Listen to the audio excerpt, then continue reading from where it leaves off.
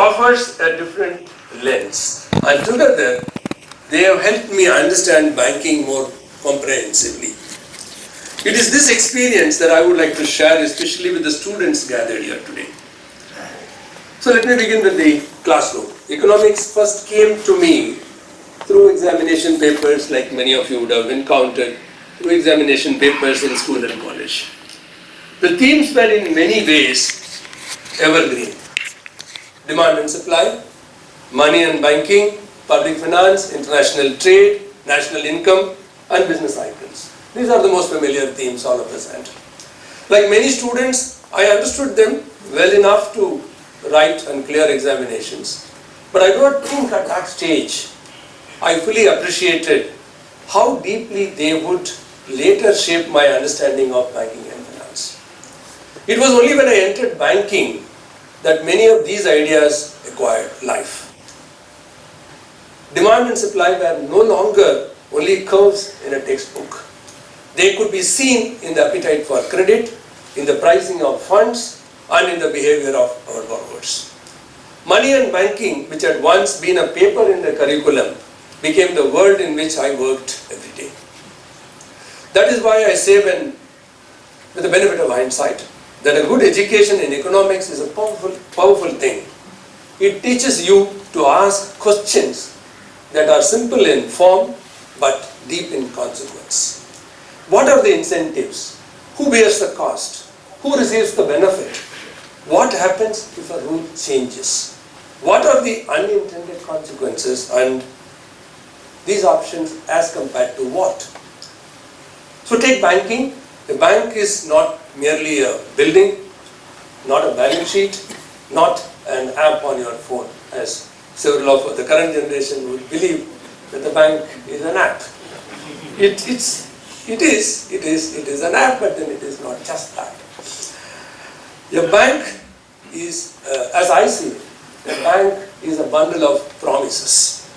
It promises depositors that their money will be safe and available when needed.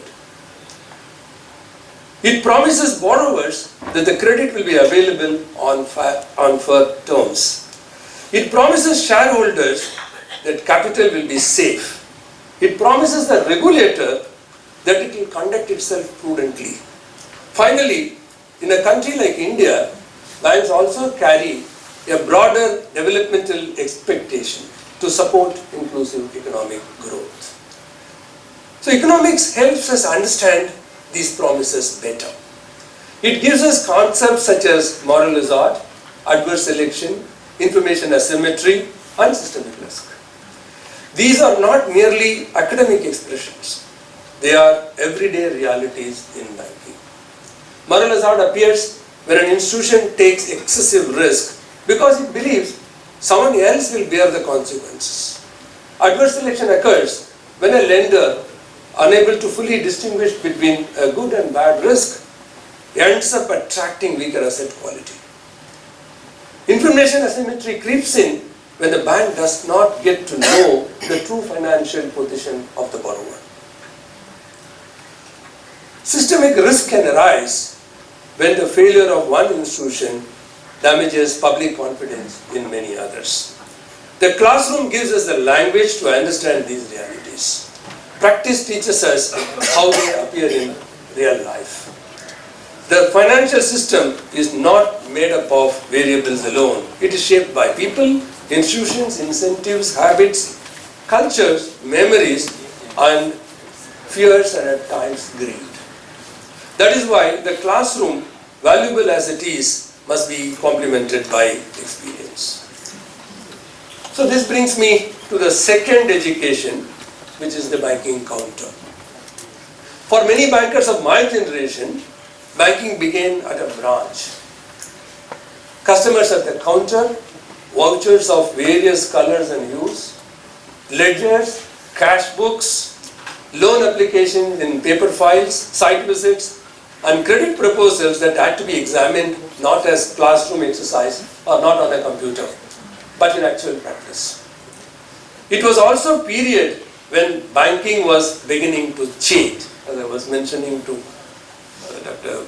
in the morning, the recommendations of Dr. Rangarajan's committee or rather two of them, helped usher in the early phase of bank computerization. And ALPMs, many of you may not be familiar with that terminology today, the current generation. The ALPMs became one of the visible symbols of that transition. But my subject today is not computerization. We will reserve that for another day. It's about something more basic and perhaps more enduring. The first lesson one learns in banking is that it is not only about money, accounting or procedures. It's about judgment. Credit is a judgment about the future, for example. Will this borrower repay? Will this business generate the cash flows it has projected? Is the collateral worth what it is claimed to be? Is the promoter being realistic, optimistic or over-expansive? These questions cannot be answered with certainty as the risks appear from the way the borrower presents his accounts, in the assumptions behind a project, in the enthusiasm of a relationship manager. They require analysis, but also a gut feel for people, market and institutions. After seeing enough loan proposals, borrower meetings and credit committee discussions, one notices the signals. A business that is profitable on paper, but constantly short of cash. A borrower who explains everyday delay as temporary. A credit proposal that relies more on collateral than on cash flows. A loan book that grows faster than the bank can monitor. Each tells you something. None of these signals is proof by itself, but each is a prompt to pause, ask better questions and look deeper. The counter teaches you the difference between the presentation and reality. The audited balance sheet and information memorandums are useful, but they are not the business. The business is in the factory, on the shop floor, in the market, in the supply chain, in the quality of management and the decisions taken every day. The banker's job is therefore not to be cynical, but to be curious. This is where one begins to appreciate the art as much as the science of economics and life. Numbers, ratios and models are essential. They impose discipline, allow comparison and protect us from relying only on instinct. But they do not interpret themselves. Unlike an exact science, banking deals with people, firms, institutions and uncertainty. A current ratio may tell us something about liquidity, but not everything about the borrower's ability to manage a stress. A debt-equity ratio may tell us something about leverage, but not everything about the quality of management. A repayment track record may tell us something about the past conduct, but not always enough about the future resilience of the entity. This is an important lesson for students of economics. Institutions and firms cannot be understood only through reported numbers. Numbers tell a story, but one must learn to ask what lies behind them. Whether profits are supported by cash flows, whether growth is supported by capability, whether risk is understood or hiding in plain sight, or whether governance is a living practice or only a formal structure. The counter also teaches us the human dimensions of finance. Behind every loan account is not only a borrower but a story. Sometimes it's a story of genuine business difficulty, a sound enterprise affected by a shock beyond its control. Sometimes it is a story of poor judgment, expansion undertaken too quickly or a debt taken too easily, or risks underestimated during good times. Sometimes, of course, it's a story of deliberate misconduct. A banker must learn to distinguish between these situations, not because the discipline of repayment is less important, but a banker must learn to distinguish because understanding the cause will help one respond better. The education of the counter is invaluable. It gives the banker experience, instinct and feel for the risk. But a banker usually looks at risk from a perspective of their own institution. The supervisor must view the same institution from a systems perspective. That shift in perspective brings us to the third education that I want to speak today, the education of supervision and public purpose. When one moves to supervision, the viewpoint changes. A banker is naturally concerned with growth, profitability, customer relationship, and competitive position. A supervisor is concerned with safety, soundness, governance, and the larger public interest. This does not mean that the supervisor... I'm indeed very happy to be with you all this morning on the occasion of the... Mr. Ramachandran was an outstanding administrator. He had a brilliant academic record followed by topping the IAS exam.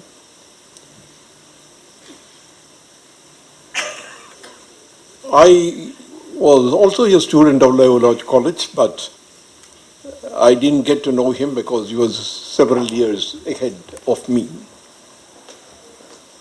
But he was a role model for all students at that time.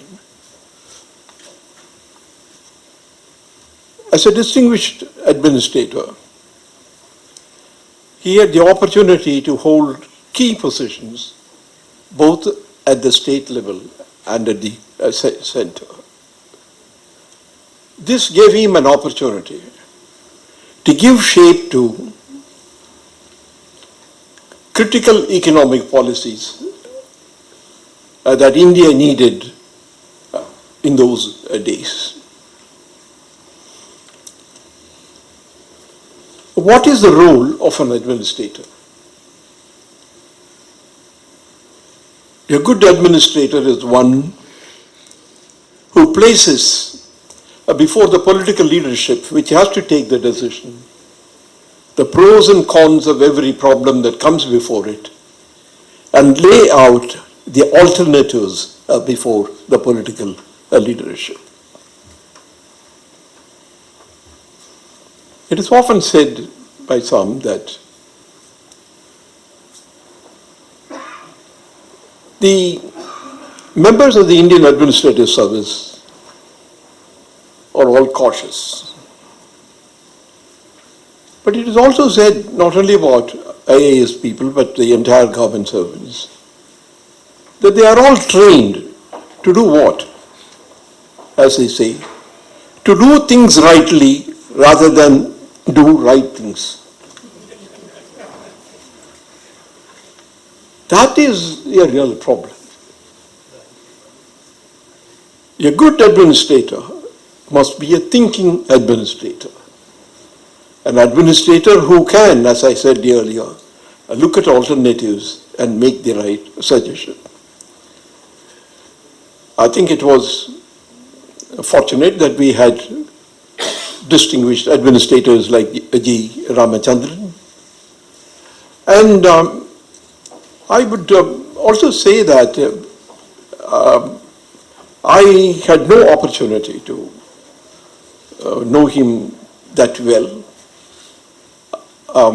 But as was mentioned by Ganapati, when I was governor of the Reserve Bank, he was nominated as member on the board of directors.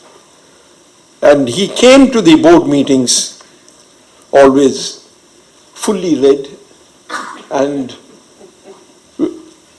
with all alternatives and insights on the problems that were coming up before the board. Therefore, the members of the board looked forward to what his comments were going to be, and that was an important contribution that he made post-retirement to the development of the country. G.Ramachandran completes 99 years with this year. The next year is going to be very significant. It will be the centenary year, and we will discuss with Mr. Ganapati and his family members as to how to deal, what to do with it. I'm also extremely happy that Mr. Swaminathan accepted an invitation to deliver the memorial lecture today.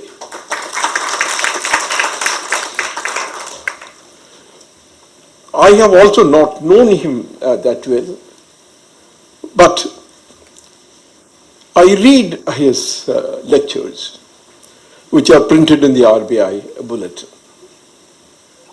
I must tell you, these lectures usually are not that lengthy, but they are crisp, and I would say the simplicity of the style is very attractive. I recently read two articles, two